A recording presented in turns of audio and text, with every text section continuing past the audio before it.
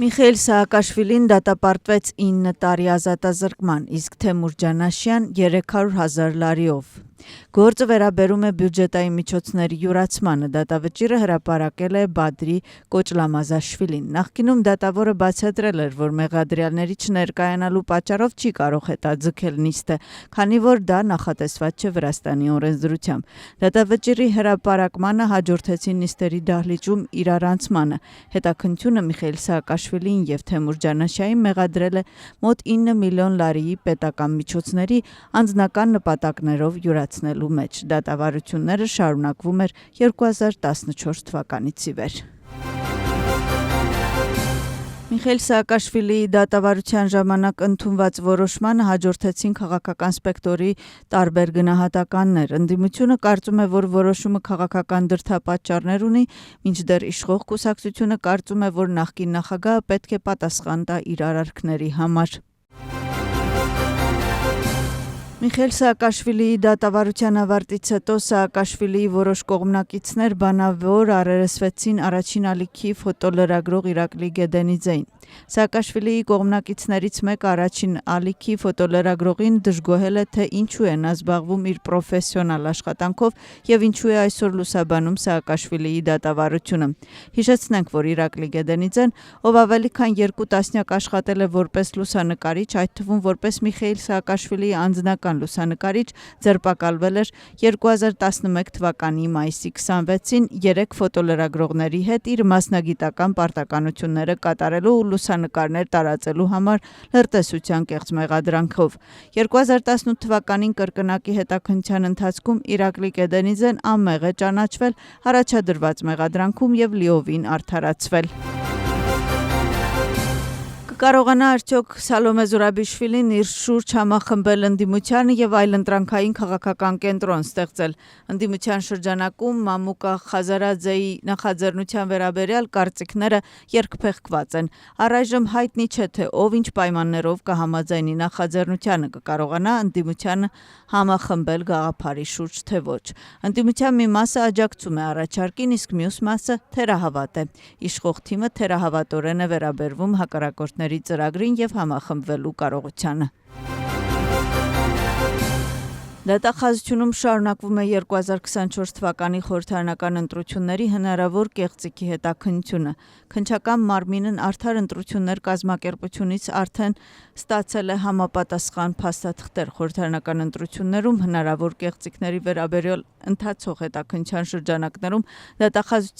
դատախազությունը կազմակերպությանը խնդրել է տրամադրել 2024 թվականի խորհրդարանական ընտրություններին զուգահեռ հաշվարկի արդյունքները։ Իսվիդը 5 ամիս շարունակ ցկցկում էր և չէր տալիս փաստաթղթերը։ Ընդդիմադիր կուսակցությունները չեն վստահում դատախազությունում ընթացող քննությանը։ Վրաստանի վարչապետի գլխավորությամբ տեղի ունեցել բարձրագույն կրթության բարեփոխումների կառավարական հանձնաժողովի նիստ։ Հանդիպման ընթացքում քննարկվել են բարձրագույն կրթության համակարգի առջև ծառացած մարտահրավերները, ինչպես ենթակառուցվածքների, այնպես էլ կրթության որակի առումով։ Կառավարության ղեկավարը ընդգծել է երկրում բուհական կրթական համակարգի որակական փոխման կարևորությունը։ Հանձնաժողովը շուտով կմշակի հայեցակարգ, որի հիման վրա էլ հիմնավորվելու է բարձրագույն կրթության բարեփոխումը։ Իրակլի Կոբախիձեի խոսքով մինչև 2028 թվականը հնարավոր է համալսարաններում լուծել ենթակառուցվածքային խնդիրները, ինչպես նաև բարելավել ուսուցման և հետազոտության որակը։ Լիազորման խորհուրդը կվերանայի Իլիայի պետական համալսարանի ավտորիզացիայի հարցը։ Խորհուրդը վերադարձավ այս հարցին այն բանից հետո, երբ իր ավելի վաղ որոշումը մերժվեց բողոքարկման խորհրդի կողմից։ Գործը վերաբերում է անցած տարվա սեպտեմբերի որոշմանը, ըստ որի Իլիայի պետական համալսարանը ստացել է 6 տարվա թույլտվություն, սակայն միևնույն ժամանակ լիազորման խորհուրդը դիմել է կրթության որակի զարգացման կենտրոնին 1 տարի անց անցկացնել պլանային մոնիտորինգ գնահատելու համալսարանի կողմից առաջարկությունների կատարումը։ Ի պատասխան բուհի ղեկավարությունը նշեց, որ իրենք ստացել են ամենաբարձր վարկանիշները լիազորման փորձագիտական խմբի կողմից։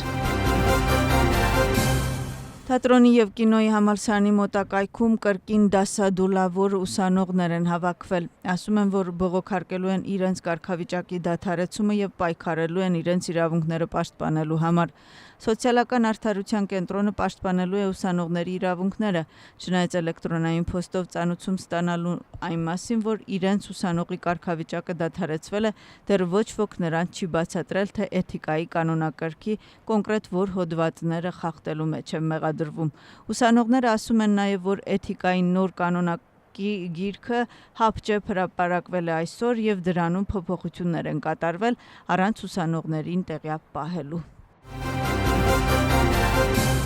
Արդար ընտրությունները պաշտպանելու են հանրային ռեգիստրից հանված անձանց շահերը։ Կազմակերպությունը հանրային ծառայողների անկախ արմիությունը սահմանադրության 78-րդ հոդվածի հետ կապված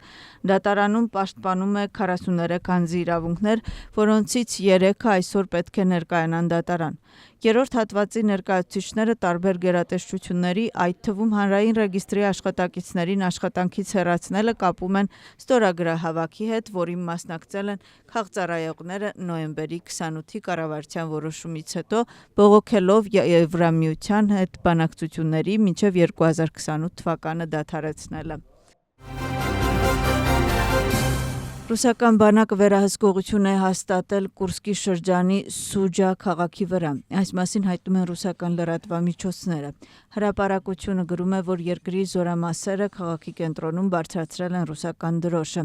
Ըստ տեղեկությունների ռուսական բանակի 11-րդ առանձին օտադեսանտային հարձակման բրիգադի դեսանտային գումարտակը մտել է Սուջի կենտրոնական հրապարակ։ Ավելի վաղ հաղորդվում էր, որ ուկրաինական մի քանի բրիգադներ դուրս են եկել Կուրսկից շրջապատման սպառնալիքի պատճառով։ Ուկրաինական բանակի ստորաբաժանումները անցյալ տարվա օգոստոսի 6-ին ներխուժել են Ռուսաստանի Կուրսկի շրջան եւ վերահսկողություն հաստատել Սուջա քաղաքի վրա։ Թբիլիսիի միջազգային օդանավակայանը ընդգրկվել է Եվրոպայի լավագույն 5 օդանավակայանների թվում մինչև 5 միլիոն ուղևորներ ունենալու հաշվով։ Տարվա եվրոպական օդանավակայանը կհայտարարվի ապրիլի 9-ին Սևիլյայում կայանալիք մրցանակաբաշխության ժամանակ Rotes Europe 2025 ավիացիոն ֆորումի շրջանակներում։